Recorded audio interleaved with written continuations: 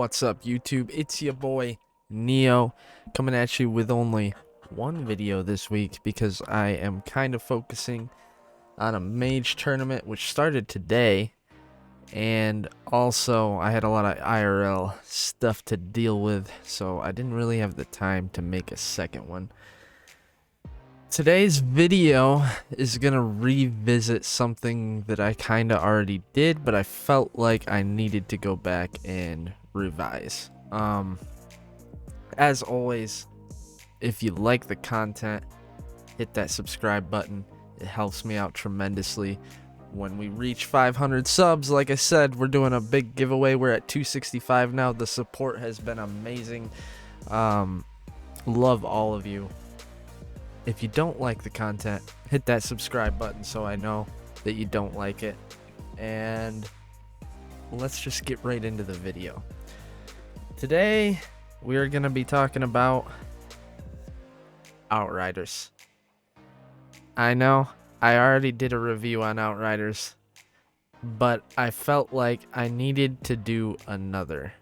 A lot has happened since my last review. I've put more time into the game, 87 hours in total, which isn't a lot. There's plenty of people with more time than me, but 87 hours I feel like is enough to get a rough idea of what to expect from the game, as well as what has happened since release, what they've done, what hasn't happened, and yeah, just give you a full rundown and also kind of bleed that over into more of my thoughts on gaming in general.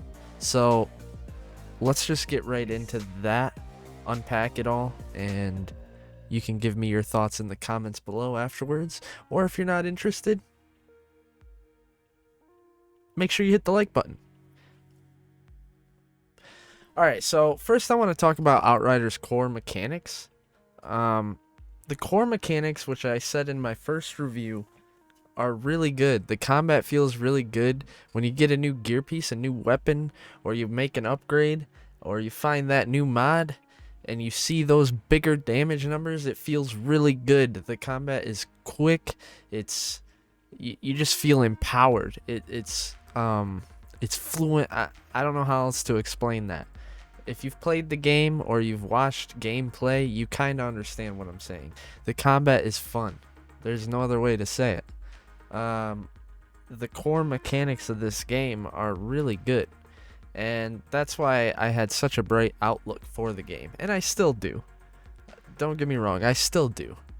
The developers have been working hard.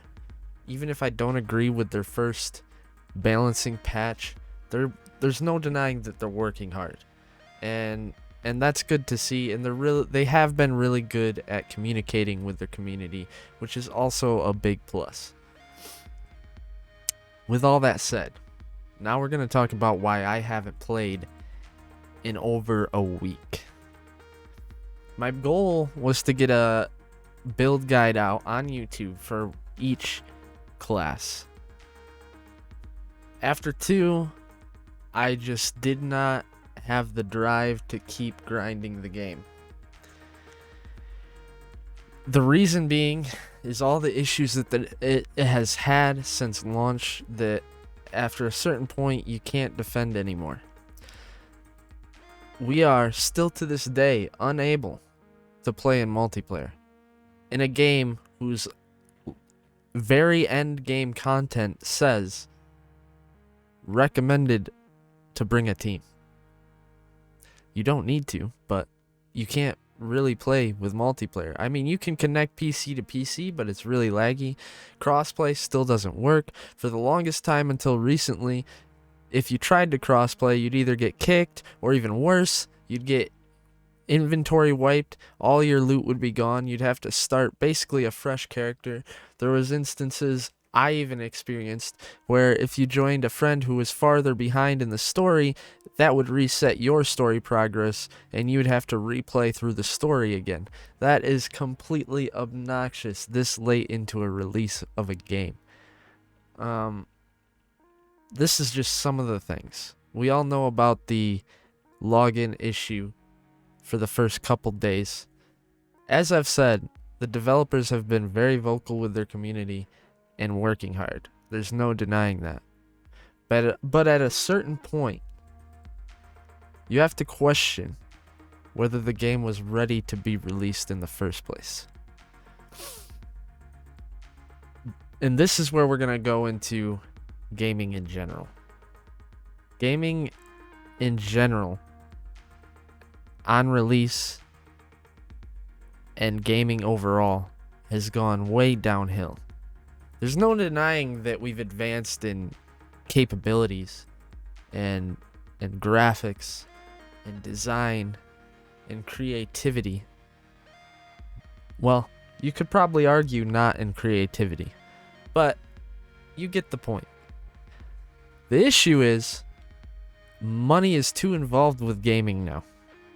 Back when gaming was at its peak, back in the day, RuneScape days, World of Warcraft days, Modern Warfare 2 days, Halo 1 days, Halo 3 days.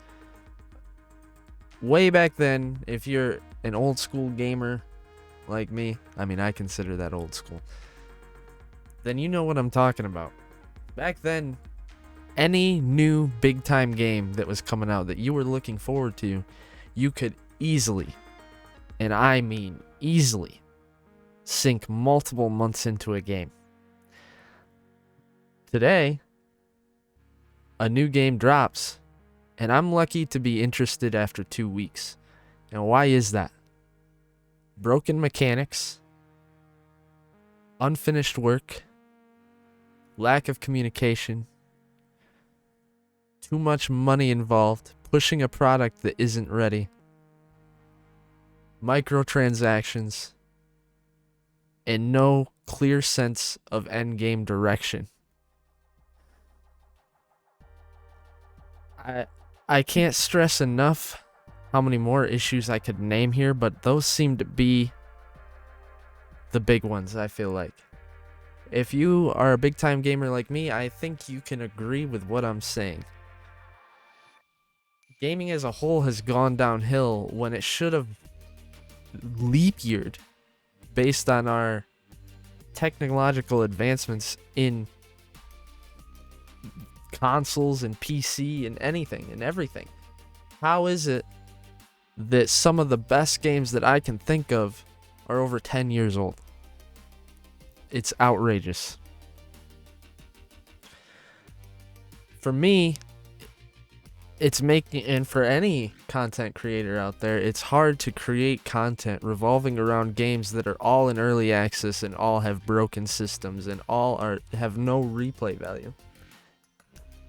When I started streaming seriously a few months back, I never expected to be unable to find a game I could actually sink time into for months on end and build a community around. It's actually a joke. Without ranting too much, I wanted to make this video not only for Outriders, but for gaming developers and gamers in general. We need to stop with the re-release, stop with the money grab, because here's the thing. I know that these big time companies are asking to hit certain goals with money, and it puts all the pressure on the developers to get a product released, and then you end up with trash. But what I don't understand is, if you make a good game, a game that everyone wants to play, a game that has replay value, even without microtransactions, even if it's just the box cost, think about how many gamers there are today. If you make a game that everyone enjoys, and everyone can't wait to come home and play from work, from school, from college, from the family get together, when that's all that's on their mind, when you make a good enough game, the money will come. And I argue that you'll make more money than what we've seen over the past few years. Look at Fortnite. Up until, I mean, personally, I'm not a huge fan of Fortnite, but why did Fortnite make so much money? It's because everyone wanted to play it. Everyone wanted to play it. We need to stop thinking about how much money can I make initially and think about the long term. That's how you make a better game. Start caring about your game more than the money, and the money will come. Anyways, now that we've got that rant over with, I am currently enjoying Last Epoch, and I think that's where we'll stay for a little while. I'm adding that into this YouTube video because I feel like it's one of the few games that has potential to allow someone to sink more than 2 weeks into. It is an ARPG in beta, not very well known, and I highly recommend you check it out if you're into ARPGs. If not, if you have a suggestion that you'd like to see me play, you let me know in the comments, because it's hard for me to find games that I enjoy as of late, and I'm sure you all can relate.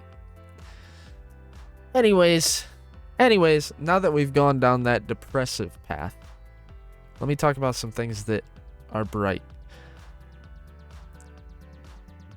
MMOs, while have been completely shunned for the past X amount of years, are looking to have a bright maybe future with New World and Ashes of Creation. Not all gaming seems to be a cash grab, although New World could be, we'll see. Last Epoch, as I just mentioned, it looks really good. And then there's many others that I could name in this video, but the point I wanted to make is not all gaming seems to be horrible. I just think it's on a downward spiral that someone needs to put a stop to. Someone needs to show everyone else how it's done so that we can stop the money grabs and start with good gaming again. That's all I got for you guys for this week. I know it's not what I normally do, but I felt like I needed to get all that off my chest, and it was the perfect time since I was only making one video this week and I wanted to revisit Outriders. Overall, I give Outriders, after everything that we've been through, a 4 out of 10. When they fix the game and they add replay value to the end game, which I didn't even mention, I'll just mention shortly here at the end. Eye of the Storm is what you strive for at the end. Spoiler. And when you get there, you realize you can get the same loot from everything else you've done, so what's the point? 4 out of 10 for Outriders. Get an end game, fix your technical issues, and then I'll raise it. Until next week, I'll see you all tomorrow for the Mage Tourney in Last Epoch.